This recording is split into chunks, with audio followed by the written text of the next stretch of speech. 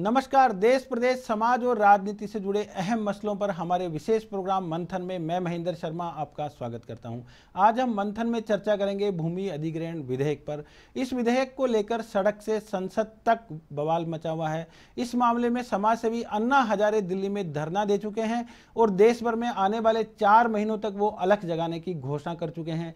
इस मसले पर विपक्ष भी लोकसभा में बहिर्गमन कर चुका है। वहीं प्रधानमंत्री नरेंद्र मोदी ने अपने सांसदों को भूमि अधिग्रहण विधेयक पर आक्रामक रहने की सलाह दी है। इस मसले पर आज चर्चा के लिए हमारे साथ हैं कांग्रेस विधायक गोविंद डोटासरा और भारतीय जनता पार्टी के विधायक मदन राठौड़। आप दोनों का कार्यक्रम में स्वागत है। नमस्ते। गोविंद जी, भूमि अधिग्रहण का विधेयक जो है, इसका मसौदा आपकी सरकार ने तैयार किया था 2011 में, और अब जब बीजेपी इस विधेयक को लेकर के आई है केंद्र में, तो आपकी पार्टी इसका विरोध क्यों कर रही है? हमारी यूपीए गवर्नमेंट ने ही भूमि अधिग्रहण कानून जो 1894 का अंग्रेजों के समय से बना हुआ था उसको ठीक किया था। और जो आज स्पीकर हैं सुमित्रा महाजन जी, जो बीजेपी के हैं, वो उस कमेटी की, जिस कमेटी में इसका चर्चा हुई है पूरे सांसदों के बैठ करके, वो चेयरपर्सन थी। सारी पॉलिटिकल पार्टियों ने, देश की ने इस कानून को लागू किया। इसके बाद में जो मुद्दा आया कि अध्यादेश के द्वारा मोदी जी की सरकार ने उसमें जो बदलाव कर दिए, जो किसानों के साथ अन्याय करने का काम किया है, वो आज संघर्ष का कारण बन रहा है। जो आज तो मिलते जुलते हैं, ज्यादातर नहीं मिलते जुलते नहीं है। देखिए, जो इन्होंने किया, एक तो सोशल इम्पैक्ट, आप किसी गांव की जमीन, किसान की जमीन ले रहे हैं, उसके आसपास में गांव बसा हुआ है, वहां आप क्या उद्योग लगाना चाहते हैं, उस उद्योग से वहां के जनजीवन कितना प्रभावित होता है, वहां के किसान जो रह रहे हैं उनको कितना नुकसान होने वाला है, इस बात का अगर आप 100 साल बाद में भी अगर कानून चेंज कर रहे हैं और उस पर अगर कोई चर्चा नहीं करना चाहते, उसका अध्ययन नहीं करना चाहते। दूसरा जो बिंदु है वो ये है कि किसान की सहमति नहीं ले रहे हैं। प्राइवेट व्यक्तियों को आप किसान की जो सब कुछ पूंजी जमीन होती है उस जमीन को देना चाहते हैं। हमारी यूपीए गवर्नमेंट ने जो कानून पारित किया था उसमें शर्मा जी, आपको ध्यान में है कि 80% की अगर किसानों की सहमति होगी तो ही किसी प्राइवेट उद्योगपति को वो जमीन दी जा सकती है। उसके बाद में जो मार्केट वैल्यू है, उसका मार्केट वैल्यू उसको मिलना चाहिए। उसके बाद तो सब कुछ खत्म हो गया किसान का, तो उसको भी मार्केट वैल्यू नहीं दी जा रही है। तीसरा जो मुख्य बिंदु है वो ये है शर्मा जी कि न तो ये सोशल इम्पैक्ट का अध्ययन कर रहे हैं, न उसकी सहमति ले रहे हैं, न उसको मार्केट वैल्यू दे रहे हैं। और प्राइवेट अगर उद्योग को जमीन दे रहे हैं किसान की, तो उसको आप उस उद्योग में पार्टनर क्यों नहीं रखना चाहते? मदन जी, विपक्षी पार्टियों का आरोप है और समाज सेवी और किसान संगठन है, उनका आरोप है कि आपकी जो केंद्र में सरकार है वो उद्योगपतियों के लिए प्रॉपर्टी डीलर का काम कर रही है इस विधेयक के माध्यम से। ये बात मान रहे हैं कि जब विपक्ष में आ गए इसलिए विरोध करना, यानी हर बात का, अच्छी बात का विरोध करना, ये ठीक बात नहीं है। अध्यादेश से संशोधन किया है, एक्ट तो लागू ही हो चुका नहीं, था। पर आप जो है किसानों के जो हित हैं उन पे कुठाराघात कर रहे हैं। नहीं करेंगे, कतई नहीं करेंगे। किसानों की पहले भूमि को एक्वायर करने के लिए 80% लोगों की सहमति जरूरी थी, उसको आपने जरूरी नहीं रखा। भी पहले किसान कोर्ट में जा सकता था, अब आपने कोर्ट में जाने पर भी बंदिश लगा दी। नहीं, उसमें एक लिमिटेशन है, उस लिमिटेशन तक किसान की सहमति लेते हैं। उसके बाद में जैसे इनका ये आरोप है कि आप नाबालिग है या छोटे हैं या बहनें हैं, लड़कियां हैं, उन सब का भी उसमें लेना चाहिए, ऐसा कोई प्रावधान नहीं है। और इसमें देखिए, हिंदुस्तान को जब आगे बढ़ाना है, जब औद्योगिकरण करना है, देश का विकास करना है, तो विकास करने के लिए उद्योग स्थापित करना भी जरूरी हो गया है। मतलब आप कह रहे हैं कि विकास करना है, उद्योग लगाना है, उसके लिए जमीन एक्वायर करनी जरूरी है। लेकिन मैं आपको बता दूं, पिछले 8-10 वर्षों में सेज के लिए 45,000 एकड़ जमीन भारत में एक्वायर की गई किसानों से, लेकिन उसमें अभी आधे सेज भी पिछले 10 वर्ष में कामयाब नहीं हो पाए हैं। देखिए, आपको पता है कि जैसे गुजरात कितना आगे बढ़ा, ये केवल औद्योगिक विकास के कारण से बढ़ पाया। ठीक इसी प्रकार से जैसे बंगाल में वो नैनो का लगने वाला था और वहाँ विरोध हुआ तो नैनो गुजरात में चला गया, वहाँ पनप गया, वहाँ सफल हो गया। ठीक इसी प्रकार से जैसे सेज की आपने बात की, अभी हम इसमें लेकर के आ रहे हैं। अभी सेज का महिंद्रा का जो सेज है उसमें अभी वो इसका लग रहा है, एल&टी का, लॉर्ड्स एंड टुब्रो का सीमेंट प्लांट भी उसमें लगने वाला है, निमराना में लग रहा है, भिवाड़ी में लग रहा है। ये सारे उपयोग में हो रहे हैं, कहीं भी कोई वंचित नहीं रहेगा। मदन जी का कहना है कि उद्योग लगेंगे तो विकास होगा और उद्योग लगाने के लिए जमीन की जरूरत है। शर्मा जी, राठौड़ साहब भूल रहे हैं कि जहां एक मान लीजिए उदाहरण के तौर पर सीमेंट का अगर कोई यूनिट लगेगी तो आसपास का 20-30 किलोमीटर का एरिया है, वहां जो लोग किसान रहते हैं उनका रहना जुबर हो जाएगा, 40 साल में दमे की बीमारी हो जाएगी। क्या इस चीज की जरूरत नहीं है कि जो किसान की एक की तो जमीन छीन ली और उसके पड़ोस में जो किसान रह रहा है उसको आप बीमार कर रहे हो, उसका कोई पुनर्वास भी नहीं कर रहे हो, न उसके लिए सड़क है। जिस गांव की जमीन किसान की ली जा रही है वहां पहले मुआवजा दे रही है ना, जमीन का मुआवजा नहीं दे रही है। जहां मेन रोड के ऊपर नेशनल हाईवे पे 1 करोड़ रुपए बीघा का भाव है, वहां ये 10 लाख रुपए बीघा के भी नहीं दे रहे हैं, 3 लाख रुपए। ये थोड़ा देखिए गलत तरीके से प्रभावित करने की कोशिश कर रहे हैं। मैं आपसे बताऊं, देखिए हर जगह पर कोई सीमेंट का उद्योग लगने वाला नहीं है, प्रत्येक स्थान को कोई एक्वायर करने वाले भी नहीं है। एक्वायर उसी ज़मीन को किया जाएगा जहाँ पर having availability of raw material, जहाँ रॉ मटेरियल उपलब्ध होगा, जहाँ लेबर्स कंसेप्ट में होगा, वो सारा ध्यान में रख करके ही किया जाएगा। फिर जो किसान की ज़मीन छीन लेंगे ऐसा कतई नहीं है। किसान को संतुष्ट किया जाएगा, उसको पूरा मुआवजा मिलेगा और कई गुना मुआवजा मिलने वाला है। ऐसा नहीं है कि डीएलसी रेट पर ही मिल जाएगा। नहीं तो आप किसानों की जमीन क्यों छीनना चाहते हैं? किसानों की जमीन बंजर भूमि पड़ी है देश भर में, बंजर भूमि को ही लेंगे, ये कतई नहीं है कि किसान की भूमि। अब बंजर भूमि को ले रहे हैं, उस भूमि से जुड़ती हुई कोई किसान की भूमि है कि जो थोड़ी बहुत जमीन है, अब वो लिटिगेशन में डाल देगा कि मैं तो भूमि देने वाला नहीं हूँ। तो जब ऐसे तो वो उद्योग लगने वाला नहीं। आपने गुजरात की भी बात की, गुजरात में उद्योग जो लगे, जैसे कच्छ के एरिया में लगे, कच्छ के एरिया में वहां पर पूरी बंजर भूमि पड़ी थी। तो हमारे यहाँ बाड़मेर, जैसलमेर, इवन चूरू जिला, कई जगह पर बंजर भूमि पड़ी है। उस बात का पहले ध्यान रखा जाएगा जी। पहले वही जमीन ली जाएगी। कहाँ ली जाएगी? जहां पर सेज बन रहे हैं वो ज्यादातर बड़े महानगरों के अंदर। मैं एक निवेदन करूँ आपसे, जहाँ सेज बन रहे हैं, जो पहले से एक्वायर की हुई ज़मीन है, वो तो ज़मीन इसी निमित्त एक्वायर की गई है, इसलिए वहाँ पर कोई परिवर्तन होने वाला नहीं है। लेकिन जैसे सीमेंट उद्योग की बात है, जहाँ जैसे लाइम स्टोन अवेलेबल है, इसका सैंड है, या इसके रॉ मटेरियल्स जहाँ अवेलेबल है, वहीं तो सीमेंट उद्योग लगेगा। कौन ट्रांसपोर्टेशन लगा करके कोई किसान की भूमि पर जाकर के उद्योग लगाने वाला है? ऐसा कतई संभव नहीं है। लेकिन ये एक्विजिशन इसलिए किया जा रहा है कि जहाँ पर जो ज़मीन रॉ मटेरियल के निकट में बंजर भूमि उपलब्ध है, वहाँ उसके पास की कोई ज़मीन है किसान की आई हुई है, तो उसको मुआवजा, उचित मुआवजा देकर के ही ज़मीन ली जाएगी।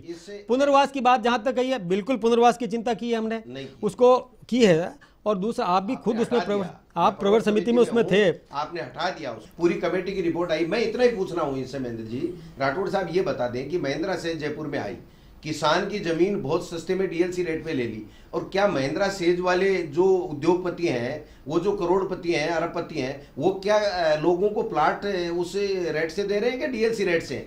ये नीलाम करके दे रहे हैं। मदन जी से पूछते हैं। मदन जी, इसमें कहीं न कहीं किसान का अहित तो हो रहा है। पहले तो किसान की सहमति ले रहे हैं, अब ये कह रहे हैं, इनका ये कहना है कि 100% कर लो, बस इसमें थोड़ा सा विवाद है। नहीं, अभी आपने जो नियम बनाया केंद्र सरकार ने, उसमें किसान की कोई सहमति नहीं ली जाएगी ना, और वो कोर्ट में भी नहीं जा पाएगा। नहीं, कोर्ट में नहीं जा पाएगा, लेकिन किसान की सहमति ली जाएगी। लेकिन एक परसेंटेज तय है कि इतने परसेंट तक यदि किसान सहमत है, तो रेस्ट ऑफ द परसेंटेज यदि है, रेस्ट ऑफ द पर्सन है। नहीं, आप दुरुस्त कर लें उसको। लेकिन गोविंद जी, आप पर ये आरोप है कि आपकी जब सरकार थी केंद्र में, तो आनंद शर्मा जो वाणिज्य मंत्री थे देश के, उन्होंने प्रधानमंत्री मनमोहन सिंह को उसमें पत्र लिखा कि भूमि अधिग्रहण विधेयक की जो ये शर्तें हैं, और उसको मनमोहन सिंह जी कुछ रिव्यू करना चाह रहे थे। तो उन्होंने कहा आनंद शर्मा जी ने कि इसको लागू करिए और इसको आप पेंडिंग मत करिए।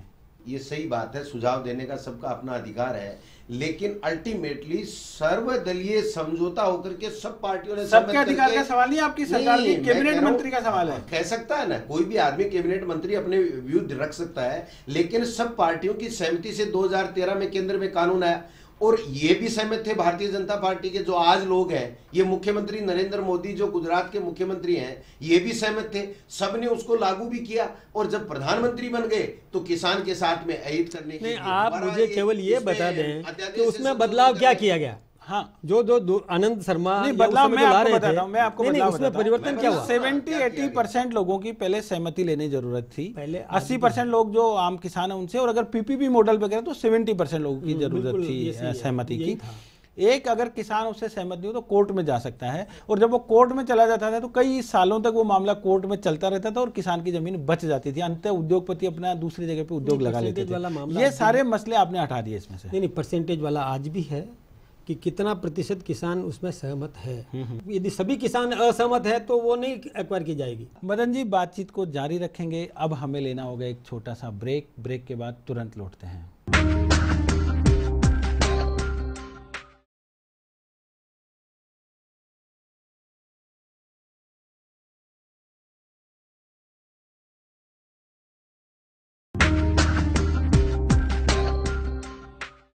ब्रेक के बाद मंथन में आपका एक बार फिर से स्वागत है। मंथन में हम चर्चा कर रहे हैं भूमि अधिग्रहण विधेयक पर। इस पर चर्चा के लिए हमारे साथ हैं कांग्रेस विधायक गोविंद डोटासरा और भारतीय जनता पार्टी के विधायक मदन राठौड़। मदन जी, ये जो विधेयक आया है केंद्र सरकार का, इसको आप किसानों के हितैषी मानते हैं या नहीं? देखिए, इसमें सबसे बड़ी बात तो ये है कि औद्योगिक विकास होगा देश में, फिर किसान को हम बर्बाद करने वाले नहीं हैं। इसलिए कभी भी ये बात जो कर रहे हैं नेताजी हमारे डोटासरा जी, अब इन्होंने पता नहीं क्यों इसको इतने वर्षों तक मतलब इस पर कोई कार्रवाई नहीं की। आप कह रहे हैं कि अंग्रेजों का विकास होगा, इसलिए तो लोग आप पर उद्योगपतियों के हितैषी सरकार का आरोप लगा रहे हैं। देश का विकास होगा, केवल उद्योगपति का विकास नहीं होगा, प्रॉस्पेरिटी बढ़ेगी। नहीं, आरोप ये लग रहा है कि उद्योगपतियों का विकास ये तो आरोप तो लगाएंगे, ये खुद ही ला रहे थे इस बिल को और ये ला नहीं पाए, तो आज आप विपक्ष में आने पर आरोप लगाते हैं। और ये खुद प्रवर समिति में थे जब हमारे नेताजी, इन्होंने तो अपना अधिकार ही मतलब खो दिया कि ये विधानसभा में बोल भी नहीं पाएंगे, क्योंकि उसमें प्रवर समिति का जो सदस्य होता है वो विधानसभा में अहित होगा किसानों का। ऐसे किसानों का इस तरह से अहित होगा, एक तो किसान को मार्केट वैल्यू नहीं मिलेगी जो उसको मिलनी चाहिए, मार्केट वैल्यू किसान को मिले। दूसरा अहित इस प्रकार से होगा कि किसान के पास जमीन के अलावा कुछ नहीं है, इसलिए जमीन खोने के बाद में वो अपनी औलाद के लिए क्या करके जाएगा, उसको कहीं न कहीं नौकरी, कहीं न कहीं व्यवसाय या उस उद्योग में पार्टनरशिप उसके हिसाब से उसको मिलनी चाहिए, जो ये नहीं देना चाह रहे। किसान की जमीन सस्ते में लेकर के उद्योगपति उसमें कॉमर्शियल एक्टिविटी करता है और उसके बावजूद भी वो जब उस कॉमर्शियल एक्टिविटी से जो पैदा करता है उसमें किसान को कोई हक नहीं देना चाहता है। तीसरा, जो अधिनियम हमारा कानून है केंद्र का कि पंचायत एक्ट, उसमें प्रावधान है कि जिस गांव की आप जमीन ले रहे हो उस ग्राम पंचायत की सहमति लेना जरूरी है, जिसको ये हटा रहे हैं। तीसरा, उद्योग कौन सा लगेगा और उसका सोशल इम्पैक्ट क्या होगा, वहां के जो आसपास के लोग हैं, वहां की जमीन है किसानों की, वो जमीन कितनी उस उद्योग से प्रभावित होगी, वहां के लोगों को रहने के लिए कितना प्रभावित होगा। आप एक जमीन ले रहे हैं, उसमें सब सेंटर भी है, स्वास्थ्य केंद्र भी है, आपकी सड़क भी है, बिजली भी है, पानी भी है, वो सब आप डिस्टर्ब कर रहे हैं उस किसान का। और किसान को 2 रुपए दे करके, और वो भी बहुत कम कीमत दे करके उसको बेहाल पर छोड़ दे रहे हैं कि आप सड़क पे घूमिए, न आपके पास सड़क है, जहां भी वो बसेगा उसको दोबारा कहां से वो सड़क बनाएगा, कहां से वो सब सेंटर लाएगा। मदन जी, इनका ये कहना है, और एक ये भी आप पर आरोप है कि इस विधेयक में आप डीएलसी रेट का किसानों को जो गांव में है उनको 4 गुना दे रहे हैं और शहरी इलाकों में आप 2 गुना दे रहे हैं, लेकिन जो बाजार वैल्यू है उसके ऊपर आप मुआवजा नहीं दे रहे हैं। देखिए, शहर की जो वैल्यू है डीएलसी, शहर के निकट में जो भी भूमि है उसकी डीएलसी रेट गांव की डीएलसी रेट से कई गुना अधिक होती है। डीएलसी रेट एक से नहीं होती है, लेकिन मार्केट वैल्यू बहुत ज्यादा होती है। मार्केट वैल्यू जैसे हम डीएलसी के डबल देंगे, ये तो तय है ना, लेकिन मार्केट वैल्यू तो 4-5 गुना होती है। इनको मार्केट लेनी ही जमीन शहर के नजदीक की उद्योग, नहीं, शहर के निकट में कोई उद्योग लगने वाला नहीं है। हम शहर को प्रदूषित भी नहीं करना चाहेंगे, ऐसा सरकार की मंशा है भी नहीं। उद्योग नहीं लगेगा, लेकिन होटल्स के लिए मैं आपसे निवेदन करूं, उद्योग वहीं लगेगा जहां विरोध इसलिए हो रहा है कि आप होटल्स के लिए भी बड़ी जमीनें एक्वायर करने वाले हैं। अब ये उद्योग की बात कर रहे हैं ना, तो उद्योग, होटल भी उद्योग ही है। नहीं, होटल एक अलग चीज हो गई। होटल तो आजकल होटल्स कहाँ लगते हैं, आपको पता होगा, होटल्स भी एकांत में लगाना लोग पसंद करते हैं। शहरों में भी होते हैं, शहरों में भी लगते हैं, लेकिन शहर के लिए ऐसा एक्विजिशन की या ऐसी प्रॉब्लम नहीं आती है। वहाँ जमीन है, कन्वर्सन की प्रॉब्लम आएगी, बाकी कोई प्रॉब्लम आने वाली नहीं। मैं आपसे एक बात बताऊं कि क्या तो आपको केंद्र में आवश्यकता पड़ेगी किसान के साथ अहित करने की, और क्या इस राज्य सरकार में दोबारा नहीं, उसमें त्रुटियां थी, उसमें कई त्रुटियां थी। करने का हक आपको किसने दिया? किसान को बर्बाद नहीं कर रहे हैं आपको 159 अरे किसान को मदन जी को बात पूरी कर, मदन जी आप बात पूरी करिए। किसान को पुनर्वास की भी व्यवस्था करेंगे, उसको जैसे 5 लाख रुपया जो दे रहे हैं तत्काल, पुनर्वास वो नहीं कर रहे हैं, भी दे रहे हैं। आपत्ति है हमारी। मदन जी को अपनी बात पूरी करनी 10 साल तक उसको किस प्रकार से पेमेंट करते जाएंगे, उस जो निजी कंपनी कोई भी होगी, निजी कंपनी में से जो लाभांश का जो दिया जाएगा, ये भी तो किसान को ही तो लाभ मिलने वाला है। मदन जी, एक और सवाल है आपने आपसे। इसका अध्ययन किया ही नहीं। मदन जी एक और सवाल है कि पहले एक प्रावधान था कि 5 वर्ष तक एक्वायर की गई जमीन पर अगर उद्योग नहीं लगता है या उसका यूज नहीं होता है तो वो जमीन वापस डी एक्वायर हो जाएगी, लेकिन आपकी सरकार इस पर भी ये लेकर के आ रही है कि उसके ऊपर हमेशा के लिए वो जमीन एक्वायर रहेगी। नहीं, पहली बात तो ये संभावनाएं बहुत कम है कि 5 वर्ष तक हम किसी भूमि को अधिग्रहित करने के बाद में वहाँ पड़े रखेंगे, ऐसा संभव भी नहीं है। वहाँ मैंने तुरंत मैंने उद्योग अभी लगेगा। बताया कि सेज जो हैं देश में करीब 45,000 एकड़ जमीन एक्वायर की गई थी, उसमें 70% सेज अभी खाली पड़े हैं। वो पिछले 5 वर्ष का जो टेन्योर इनका निकला ना, इन्होंने नहीं किया काम, ये इनकी मंशा नहीं थी। और देखिए मैं सच्ची बात बताऊं, इन पर कभी भी उद्योगपतियों ने भी विश्वास नहीं किया, ये बात बिल्कुल सही है। ये इन्होंने खूब प्रयास किए, इनके मुख्यमंत्री जी खूब गए बॉम्बे में, वहां जाकर के कहा कि हमारे राजस्थान में आकर के उद्योग लगाओ, किसी ने विश्वास नहीं किया। अब रिसर्जेंट राजस्थान फिर से चल लागू हो गया, मतलब प्रारंभ हो गया, उसमें लोग आने भी लग गए, यहाँ पर उद्योग स्थापित करने की मंशा भी करने लगे। किसान को लेकिन निश्चित रूप से बातें बहुत रोजगार सारी मिलेगा। बातें बहुत सारी, पैसा नहीं आया। नहीं, पैसा आ रहा ना, कितना आया? नहीं पैसा देखिए अब जैसे रिसर्जेंट राजस्थान में, रिसर्जेंट राजस्थान में निवेश की मंशा बातचीत हो जाहिर रही है। की, हाँ, मंशा जाहिर की, तो अब लेकिन आखिर होता देखिए, नहीं है। होगा ना। पिछली बार देखिए हमारा जो टेन्योर था उस समय कितने लोग यहाँ पर आए थे, पिछले 5 वर्ष में कोई भी नहीं आया, वापस भाग गया था। अभी जैसे इनके समस्याएं बहुत है। उससे ज्यादा निवेश हुआ पिछले 5 साल में। नहीं हुआ निवेश, हमारे समय से ज्यादा नहीं हुआ। अलवर में आप निमराना और नहीं, निमराना में जो उद्योग लगे वो अभी नए नहीं लगे, पिछले 5 वर्ष में कोई उद्योग नहीं लगा, सरकार की देन। नहीं 5 वर्ष में नहीं लगा, उसके पहले जो लग चुके थे, जो आज गोविंद जी ये कह रहे हैं कि ये सारे जो उद्योग लगे निमराना और यहाँ जयपुर सेज में, वो सब इनकी गवर्नमेंट की देन थी। ऐसा इनकी गवर्नमेंट में तो किसान की जमीन लूटो, पूंजीपतियों को दो और उसमें हिस्सा ले, इसके अलावा ग्लास इंडस्ट्री। गोविंद जी बातचीत को जारी रखेंगे, अभी हमें लेना होगा एक छोटा सा ब्रेक। ब्रेक के बाद फौरन हाजिर होते हैं, आप कहीं मत जाइएगा।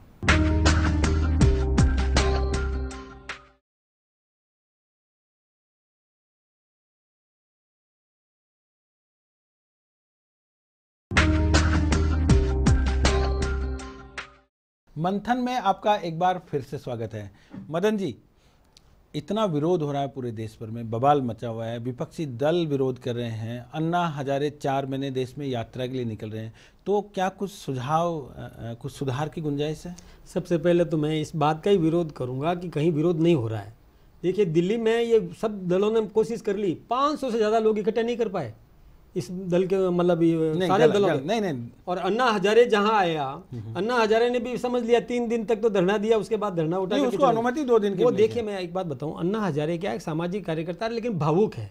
अब भावुकता में जिस ढंग से उनके सामने जो आया, उन्होंने विरोध करना शुरू कर दिया। जब वो पिछली बार दिल्ली में जब आंदोलन पे बैठे थे और नितिन गडकरी और सारे नेता वहां मंच पर गए थे, तब भावुक नहीं थे अन्ना हजारे? नहीं, उसने जो विषय उठाया उस विषय वो हमारे समझ का था, हमारे पक्ष का विषय जन लोकपाल बिल, जन लोकपाल बिल में हम समर्थक थे। तब भावुक नहीं थे, सारे नेता बीजेपी के गए थे। तब वो ऐसा बिंदु जो आम जन उसको पसंद करता था और हम भी उसको पसंद करते थे, इसलिए हमने पूरा सहयोग भी किया। अन्ना हजारे के आंदोलन को सफल करने में हमने कोई कसर नहीं छोड़ी, ठीक है, पूरी मदद भी की थी। हमारे और आनुषंगिक संगठन है, उन्होंने भी पूरी मदद की थी। तो अब जब वो किसानों के हित की बात उठा रहे हैं, तो आप क्यों नहीं मदद कर रहे हैं? हर बिंदु पर नहीं, हर बिंदु का देखिए कौन सा पक्ष उन्होंने पढ़ा और उसका वो विरोध कर रहे हैं। चलिए मान लेते हैं कोई विरोध नहीं हो रहा है। शिवसेना आपकी सहयोगी पार्टी है। हाँ ठीक है। उद्धव ठाकरे ने संपादकीय लिखा है और चिल्ला करके वो कह रहे हैं कि ये किसान विरोधी बिल है। नहीं, उसका कौन सा पहलू उन्होंने समझ नहीं आया। देखिए मैं आपसे बताऊं, नहीं मैं पहलू की बात नहीं कर रहा, मैं आपके सहयोगी पूरे बिल का कभी भी विरोध नहीं किया। उसमें 1-2 अभी ऐसा चलिए 1-2 बिंदु पर तय कर लिया। नहीं, एक दो बिंदु अभी जैसे आपने गडकरी का पढ़ा होगा कि हम खुले दिल से बातचीत करने के लिए तैयार हैं, आपस में समन्वय स्थापित करने के लिए तैयार हैं। इसमें कोई सुझाव देना चाहते हैं, हम बिल को पीछे नहीं लेंगे, हम मतलब पीछे हटने को तैयार नहीं है, लेकिन समझौता करने को तैयार है। समझ में आएगी तो उसको स्वीकार करने को तैयार है। लोक जनशक्ति पार्टी तो आपकी सहयोगी है ना? रामविलास पासवान मंत्री हैं केंद्र में, उनके बेटे जो हैं चिराग पासवान वो भी सांसद हैं। उन्होंने भी कहा है कि इस बिल में कई मसौदों पे सुधार की गुंजाइश है। विषय रखेंगे संसद में और निश्चित रूप से उन बिंदुओं पर यदि सहमति जाहिर बन जाएगी तो स्वीकार किया जाएगा। और राजस्थान में जो बिल आ रहा है उस पर भी बड़े आरोप लग रहे हैं। नहीं, राजस्थान में जो बिल आ रहा है तो वो भी सदन में आएगा। और देखिए बिल पेश करेंगे सदन में, कई माननीय सदस्य अपने सुझाव रखते हैं, उन सुझावों में यदि कोई अंगीकार करने लायक हुआ तो निश्चित रूप से करेंगे। गोविंद जी, राजस्थान में जो बिल आ रहा है भूमि अधिग्रहण विधेयक, उस पर क्या आपत्तियां हैं? देखिए आपत्ति वो की वही है। पहले ये बिल ला रहे थे, हमने इनसे पूछा था कि जब केंद्र में जब आपकी सहमति से जो बिल बनाया है उसमें आप चेंज क्यों करना चाहते हैं?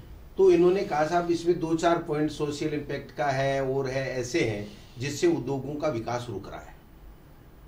ये दोबारा लेकर के आए, हमने विरोध किया, परवर समिति में इन्होंने सौंपा। परवर समिति की नहीं, आपने विरोध नहीं किया। आपके विरोध करने की नौबत ही नहीं आई, क्योंकि बिल इंट्रोड्यूस हुआ फाइनल करने से पहले नहीं डोटासरा जी थोड़ा सा गलत, एनडीए गवर्नमेंट बनी, नहीं थोड़ा सा गलत बोल गए, ये चेंज कर दिया, देखिए उस बिल में संशोधन कर दिया और वो क्लोज हटा दिए। इनकी बात पूरी करने दीजिए। वो क्लोज हटा दिए जो किसान के हित के थे, जो किसान को पूछने वाले थे, जो किसान की जमीन की उसकी कीमत देने वाले थे, जो किसान को बेरोजगार होने से बचाने वाले थे, जो किसान को पुनर्वास करने की। नहीं गोविंद जी, पर स्टेट गवर्नमेंट करेगी कि 60% लोगों की सहमति लेंगे और 5 वर्ष में अगर यहाँ लैंड का यूज नहीं करेंगे उद्योगपति तो उसको वापस कर दिया जाएगा। ये स्टेट गवर्नमेंट के बिल में है। ऐसा है, स्टेट गवर्नमेंट के बिल में ये हमने करवाया है, ये नहीं कर रहे थे। अगर ये करते तो पहले इन्होंने जो बिल पेश किया था, सरकार तो बीजेपी, मैं कहना चाह रहा हूँ जो आपने पहले बिल पेश किया था, तो फिर समिति में सोचा उससे पहले था। तो गोविंद जी, जब आपकी पार्टी ने और आपने यहाँ करवाया तो आप दिल्ली में क्यों नहीं करवाते हैं? फिर दिल्ली में हमने किया है ना, हम विरोध कर रहे हैं, करवाएंगे। इनको करना पड़ेगा, आखिरी में किसान के आगे झुकना पड़ेगा। जो किसान महेंद्र जी जमीन में मेहनत करके अपनी खुददारी से पूरे देश का पेट पालता है, उस किसान के साथ में ये इस तरह का अन्याय करना चाहते हैं। न राजस्थान में होने देंगे, न पूरे देश में होने देंगे। हम सड़कों पे उतरेंगे, विरोध करेंगे, किसान के साथ कंधे से कंधा मिला करके हम उसकी जमीन बचाने का काम करेंगे। केवल पूंजीपतियों की गवर्नमेंट है, इनको अडानी और अंबानी को खुश करके जो चुनाव में चंदा दिया था उसको वापिस भरपाई करनी है और आगे के चुनाव में चंदा लेना, इसलिए किसान को बर्बाद करना। ऐसा है साहब, न तो इन्होंने कोई बिल का विरोध किया, क्योंकि विरोध की नौबत ही नहीं आई थी। मैं सोचता हूँ कि हम दोनों साथ ही थे, सदन में थे। जो ही बिल इंट्रोड्यूस हुआ तुरंत सरकार ने ही कहा कि इसे प्रवर समिति को सौंप दिया जाए। इनको एक लफ्ज बोलने की जरूरत नहीं पड़ी। इसका मतलब गलत था? गलत नहीं, प्रवर समिति को सौंप दिया जाए, इस पर जनमत जानना चाहिए। आप जनमत जानने के लिए नहीं भेजा है, हाँ प्रवर समिति में भेजा है। प्रवर समिति तो एक विधायकों की होती है। आपके आरएसएस ने विरोध किया, विधायक राय लेंगे, ने विरोध किया, नहीं किसी ने विरोध करने विरोध किया, किसी को विरोध करने का एक शब्द बोलने का मौका नहीं मिला, विरोध किया। तब आपकी जो है ना वो पैर हिलने लग गए, आप थरथरा के कांपने लग गए, तब आपने दिया। और अब दोबारा आप मोदी जी ने जो पास कराया दोबारा संशोधन अध्यादेश के द्वारा, उसकी आड़ में दोबारा लाना चाहते हैं। आपको जरूरत क्या पड़ गई?